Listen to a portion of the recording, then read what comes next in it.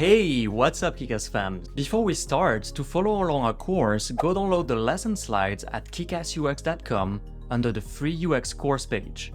Now let's get started and talk about why graphic, UI and web designers switch to UX.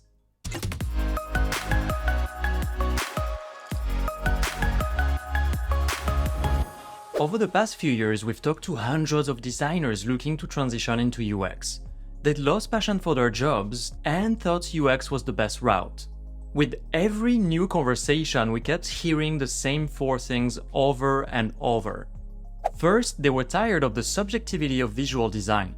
They worked tirelessly producing beautiful, pixel-perfect work, only to be confronted with stakeholders' opinions. They would consistently have to go back and redo their work based on opinions they didn't even agree with. And they had no way to defend their work. How many times has this happened to you? You're given a design task, you go into your creative cave, and you spend a ton of time crafting beautiful pixel-perfect designs. You pour your heart and soul into the work, and you really believe in what you created. Yet, when showing it to stakeholders, it feels like hitting a wall of subjectivity. They respond with things like, "I kind of like it, but it doesn't look quite right to me." Or, "I think this is cool, but it doesn't work for us." Or, "I'm underwhelmed."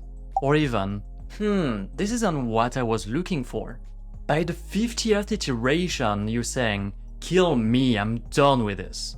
Not only it is mentally exhausting, it makes you feel like you only exist to take orders.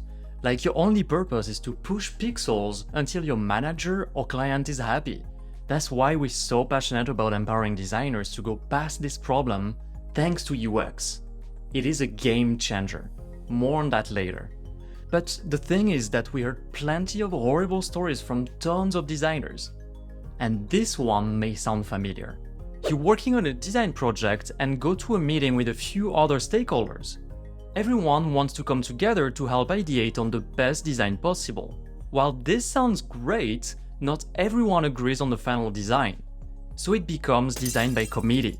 You hear a ton of different opinions and can't fully defend your design decisions against the barrage of conflicting feedback. Usually this means the design quality takes a massive nosedive. And what about this situation? An executive stakeholder or client wants to listen in on a meeting. When seeing your designs, they ask to add something that makes the composition feel unbalanced and diminishes your role as a designer. Because they are higher up in the company, you don't feel you have the authority to push back against their decision. In these situations, trying to defend your visual design decisions is pretty much like talking to a huge wall of subjectivity. It can feel even more frustrating when stakeholders don't know design principles. Battling against subjectivity can seriously chip away at your passion for graphic design. After all, hitting the subjectivity wall might be okay a few times, but after the 50th or 100th time, it's normal to start losing passion. Your enthusiasm for graphic design might still be intact, but maybe not as a career. Second, they felt sick of taking orders and pushing pixel until their manager or client felt happy. Third, they were done just making things pretty and wanted to make an impact. They wanted a deeper motive and felt like visual design was too surface level by itself. Last, they felt visual design was too narrow and their creativity was constrained. They wanted to expand their creativity to full product design, not just the visual assets. But here is the thing, we're only just scratching the surface here. Some designers are so done with a career. Here are a few quotes from fellow graphic, visual or UI designers we've heard. Let's start with this one. "Quite frankly, salary. I can't make a living in graphic design and I have experience in physical product design and graphic." Or, "My biggest pain is not being valued for the work I do and feeling like an afterthought to put a band-aid over an issue." Or even, "Currently my largest pain is that I deal with people who have a knife for design and then ask you to make design changes that either fall out of brand or the elements of design. And because my salary sucks, I don't really care about defending my stance." Do you see why we are passionate to empower designers to become Kickass UX designers? They aspire to become valued team members who are fairly compensated for the work they do. Who wouldn't want that? When we ask them, designers have great aspirations such as, I want to ensure that my designs are research-based and solve user and business needs.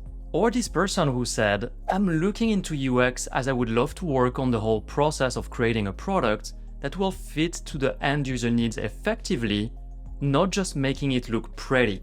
You get the point. There is a chance that one or several of these statements resonate with you. If any of them do resonate with you, that can be tough to live with on a daily basis. Over time, these feelings truly undermine your passion for the field.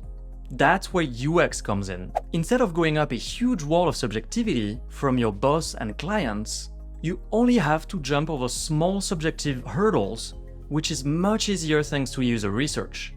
While subjectivity still exists in UX design, there are plenty of strategies you can use to mitigate it. There are so many benefits transitioning from graphic designer to UX designer. You go from being an order taker to a decision maker. As a UX designer, you have the creative freedom to explore many ways to solve a problem. In fact, that's a big part of the job. And then test your ideas with actual users so you have real-world data to back up your design decisions. As a UX designer, you go from just making things pretty to making things beautiful and useful, relevant, and meaningful for people. You go from just creating the visual design to a multifaceted creative career where you broaden your impact. You're in tune with the people who use the product because you've taken the time to understand their problems and needs. And on top of all of that, you still retain the ability to create high-fidelity designs that look stunning. We are willing to bet that once you get a taste of UX, you will not want to go back. So why are graphic designers incredibly well positioned to become top-performing UX designers? Put simply, it's because they already have a ton of visual design expertise. This is what takes UX designers the longest time to master. At a high level, the UX process boils down to 4 stages: discover, create, test, build, and iterate. Basically, we first start by discovering a problem. We do research, list business requirements, and generally try to understand and empathize with users. We then start creating a bunch of basic concepts that solve their problem. We test it with actual users to get their feedback. If it doesn't go well, we repeat the process. Once it finally goes well, we move on to the last stage where we create the high-fidelity solution and hand it off for final production. For digital products, we prefer to be more specific about what we'll be doing during each phase. So this is what we personally call each of the 4 stages of the UX process. First is research and understanding. Second is information architecture and wireframing. Third, prototyping and usability testing. And fourth, visual design and handoff. The last and fourth stage is something that you already have a bunch of experience with, making the learning curve much smaller. While you may have never worked on actual user interfaces, you already went through years of creative trial and error. This has helped build your sense of why something looks good or bad. The same fundamentals of graphic design apply to the visual design side of UX.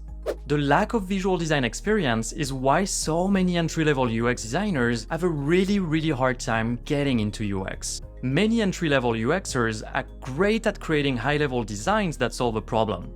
Unfortunately, they don't have the experience with putting the visuals together. This leads to often cluttered, confusing, and ugly-looking designs that make the overall experience fall short.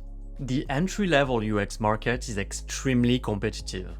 Many candidates can't get in the industry because they lack visual design skills. UX designers are expected to be able to handle the whole process themselves. If an entry-level UXer has to hand off visuals to someone else, that doesn't cut it. Visual design is hard. It takes years of practice to master. As a graphic, visual, or web designer, you already put in your time. You have experience creating stunning visuals. Because of this, you're ahead of the competition.